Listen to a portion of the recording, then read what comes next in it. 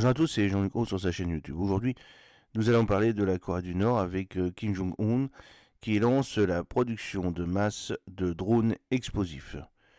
Selon l'agence de presse officielle KCNA, le leader nord-coréen Kim Jong-un a ordonné la production de masse de drones explosifs. Les experts estiment que ces derniers peuvent être issus d'un renforcement de l'alliance entre la Corée du Nord et la Russie.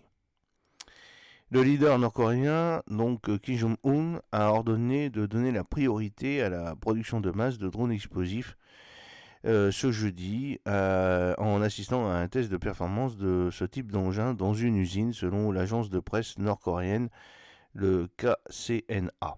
Il a souligné la nécessité de construire un système de production en série le plus tôt possible et de passer à une production de masse de drones explosifs, a rappelé l'agence officielle. Ces drones porteurs d'explosifs sont conçus pour s'écraser délibérément sur des cibles ennemies agissant comme des missiles guidés. Pyongyang les a dévoilés pour la première fois en août.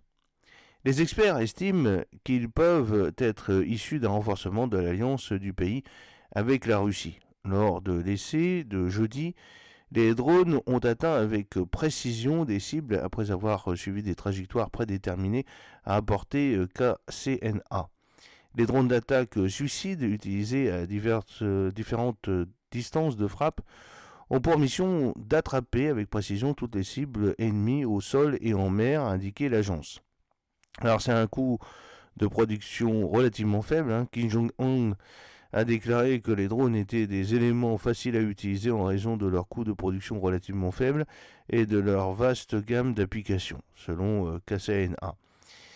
Il a fait valoir que la Corée du Nord avait récemment attaché de l'importance au développement de systèmes de matériel sans pilote et à leur intégration dans la stratégie militaire globale du pays.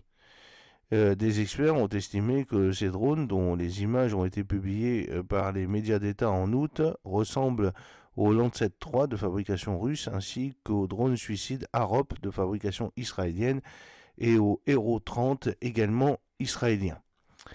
La Corée du Nord pourrait avoir acquis ces technologies auprès de la Russie qui, de son côté, les a probablement obtenues de l'Iran, Téhéran lui étant lui-même soupçonné d'y avoir eu accès en les piratant ou en les volant à Israël.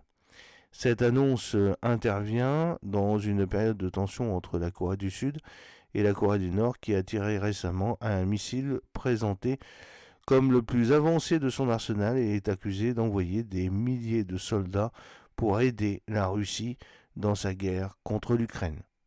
J'espère que cette petite vidéo vous a plu. N'oubliez pas de cliquer sur le pouce pour la promouvoir, de vous abonner si ce n'est pas encore fait et de partager cette vidéo sur vos réseaux sociaux. A très bientôt, fidèlement Jean-Luc O.